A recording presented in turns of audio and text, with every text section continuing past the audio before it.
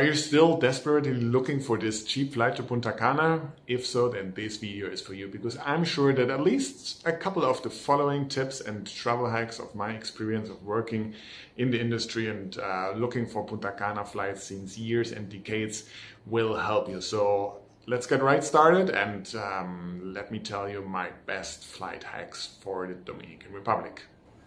Hello everyone, I'm so happy to have you here. My name is Chris and I'm the author of Punta Cana travel blog.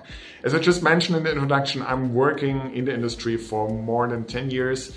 I've booked and searched so many flights, I've put together so many travel itineraries, and I've also been living in the Dominican Republic for many years, visiting all the resorts, excursions and so on, and also flying dozens of times to Punta Cana. So I'm really here to help you.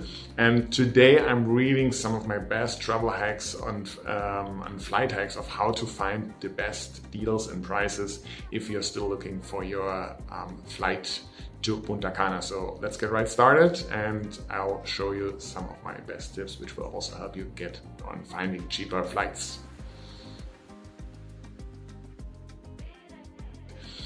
Number one, when you're looking for your flights, that's probably you've already done this, is that you should search for direct flights from your home airport. It's a pretty easy task, so just go either to the website of your home airport and check if there are direct flights to Punta Cana.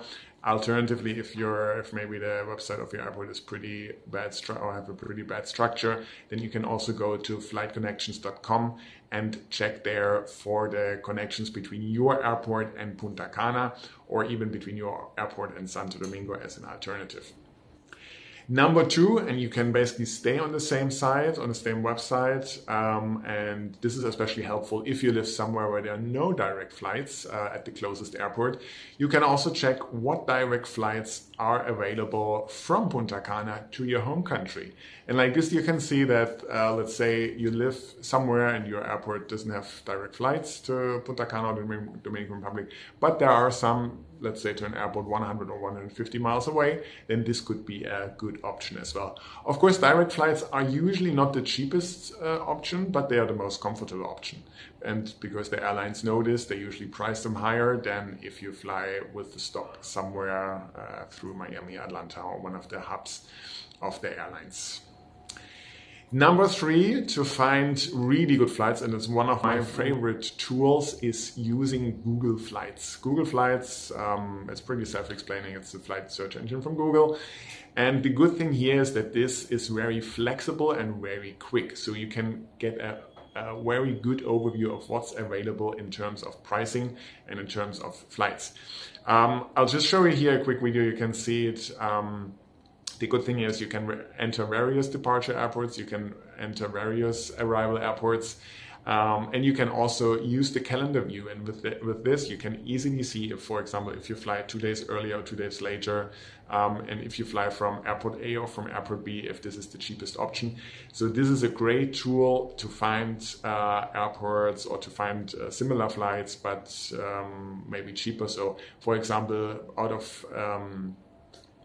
of your, because you're used to it, you always look for flights from JFK to Punta Cana, but with Google Flights you can easily enter JFK and Newark, or you can either even enter LaGuardia, or it's just as an example.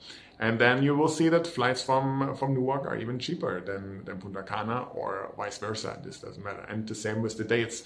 Google Flights will also show you if a flight a day before or a flight after is cheaper. So that's pretty good to find cheap flights to Punta Cana. Number four of my flight hacks to find good deals is basically it's a method, or it's a tip that you should observe prices and over a long time. The advantage here is that this will give you a good feeling of what the common price range is. So let's say you know that in 6 months you want to go to Punta Cana, but you have no idea if from your city the flight prices are usually, let's say, $400 or $600 US. And you find the price of $500 and you don't know if this is good or bad.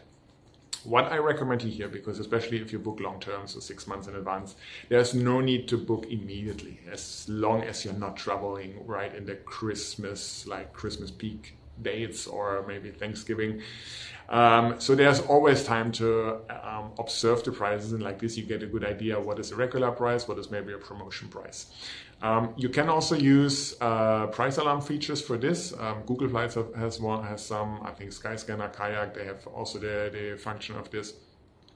And like this, you get an idea when the price is cheaper.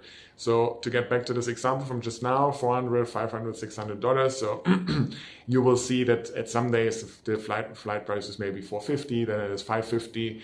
And with this, you know, okay, $450 is something I should achieve. And maybe if there's a good promotion, I even get a flight of $400.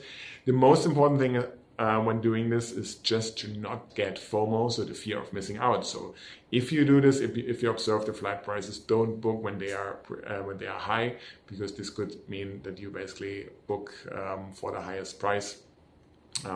I've had this a couple of times also, that I observe the prices and then I think, oh, they are going up and up, but then you know what, 3 days later they fall down again. So this is why get an idea what your preferred flight city pair, so let's say New York, Punta Cana, is about, what's the most common prices, and then you will be much more knowledgeable in deciding if this price is all right or not. The next tip for getting cheaper flight prices is to avoid long weekends and in general to be flexible with the dates. I just told you with the Google Flights tool that if you search for one day before, one day after, you usually can find much better prices.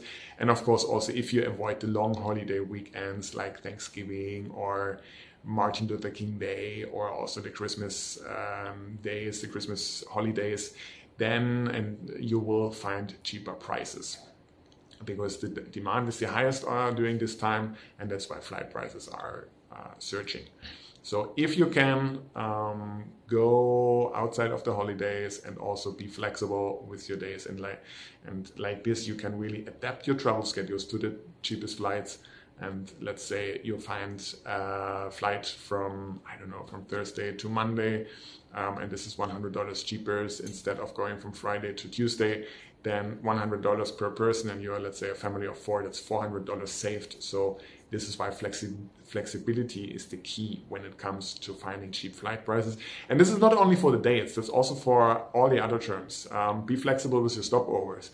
If a stopover or a flight connection in Miami is $200 cheaper than a direct flight, calculate or think twice if this is not worth taking the connecting flight, because $200 multiplied by, for example, 4 people is $800. That's at least 2 or 3 nights in a resort for the whole family.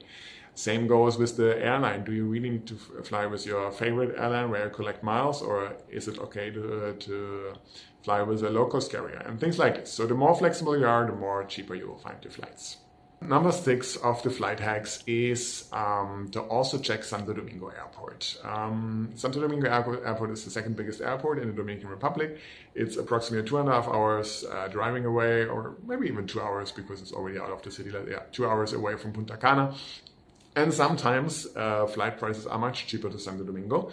Of course, it doesn't help if the flight is just $50 cheaper, because you have to pay the transfer as well. But again, if you're a family of 4 and the transfer is $200, the flight is $200 cheaper to Santo Domingo, then this makes $800 savings, and the return transfer from Santo Domingo to Punta Cana is approximately $400. It's $200 one way. So you have 4 hours, $400 saved, and even a bit more, because if the transfer from Santo Domingo to your resort is $200, you also save. You don't have to book the regular, let's say, $40 transfer from Punta Cana Airport to Punta Cana. So effectively, it's only $160 more, which means in our example, $160 more for the family per way and $800 of flight savings.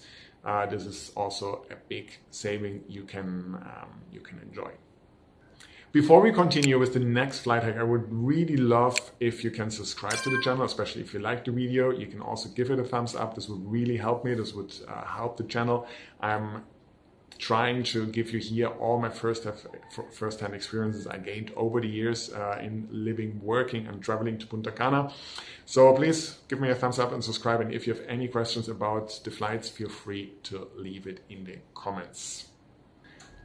When talking about airports, and that's the next flight hack, you can also check the neighboring departure airports. I already told you in the beginning about the direct flights, but of course, if you have, for example, anyway, if you have to make a stop somewhere in Miami, in Charlotte, and wherever, and you're looking for flights from your city, and you have other secondary airports next to you, you should also check those departure airports, because sometimes it's worth driving 50 miles more, but then again, you can save maybe $100, $150 on your flight price.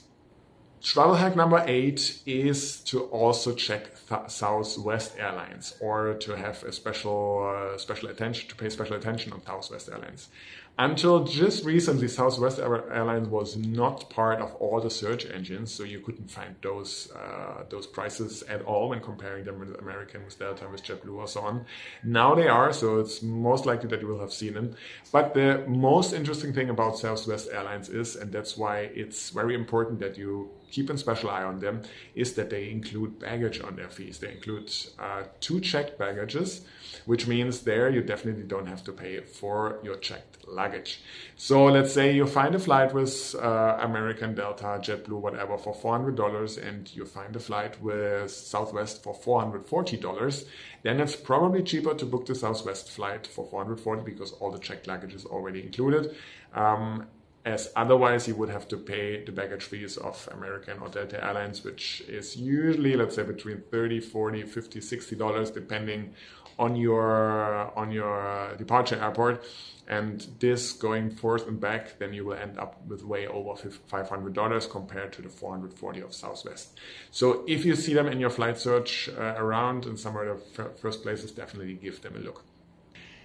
My flight hack number 9, and this is basically the opposite of it, is that you also should consider the low-cost airlines like Spirit and Frontier. I know that a lot of you don't like them because, yes, their reputation is not really good. They charge for everything extra. You have to pay for seats, you have to pay for bags, you have to pay even for hand luggage, you have to pay for check-in, you have to pay for meal and for drinks and so on. But here's the but. First of all, even with like American Airlines or Delta Airlines or United Airlines, you have to pay for checked luggage. For United Airlines, you even have to pay for hand luggage. All of those carriers, they charge for seats as well. They all charge for meals. You maybe get a glass of water and some drinks for free, but not much more. So even though they have a better reputation, but there's not much more included. Just, yeah, the hand luggage usually, but also not with everyone. So this being said, if you find a flight with Frontier Airlines for $300 and you find one with American for $500, just do the math before booking the flight. If you are a traveler who always needs a seat reservation and checked luggage and meals and airport check-in, then you're probably better with the legacy carriers like American Airlines or Delta. But if you're also kind of a flexible, let's say adaptive traveler who says, okay, I don't necessarily need seat reservations and meals and airport check-in and so on, and I just need maybe one checked bag for 2 people, then this $300 flight fare also stays at $300 flight fare plus the checked luggage. So let's say if you just check one bag for 2, this comes at then $350 per person round trip, which is much cheaper than the $500 American Airlines ticket.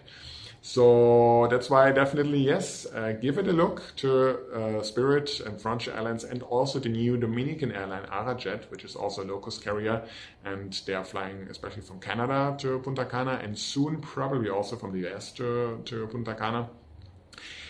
Check those airlines, but the important thing is calculate before. You can find all those fees on the website. You can even make like a dummy booking, so do the booking until the end. Add the extra services you want, and then you see the final price of Frontier and Spirit Airlines, and this will help you to determine what is really the cheapest flight for you. And number 10, this is considering a travel agent, because sometimes they have the best deals. It is basically like this. flight prices are never guaranteed. There's no source where I can say, okay, you always find the cheapest flight prices at this website or with this tool or with this agent. No, it's just like a game. It's a flight price game. And sometimes agents, they have special rates where they can, or special packages where you can find where they have access to better flight prices. They can give you maybe sometimes services for free and so on. So if you want, just go to your travel agent next door, ask them for the best flights, and you will see if they maybe can help you. And what you also can do is check the package websites, package tour operators, especially if you already have a resort in mind. Then you can either go, for example, JetBlue Vacations, Southwest Vacations, and all those airlines. You can check Apple Vacations, Cheap Caribbean, and so on. They also, for flights, usually they're not cheaper, but sometimes for the package of flight and resort. But again, this is also the same. Sometimes yes, sometimes no. And if you have not decided on a resort yet and you want to book your flights individually, then probably this doesn't help you. But if you want to book it together, then this might be definitely an option for you to also save on your holiday. This was it. I hope this was helpful, and I'm sure actually you can save a few dollars out of these travel hacks or flight hacks. Make sure to check them all for the dates you are looking for on your for your holiday, and then please write me in the comments what you were able to save. And if you have other flight hacks, or if you found with other methods cheaper flights, also let me know, and I'm happy to add them to the video or share them on the blog, on the Facebook group, and so on, so that others can take advantage of this as well. See you with the next videos. Thank you so much for your attention, and make sure to subscribe, please, so that you can get the notification of more travel hacks for your Punta Cana holiday.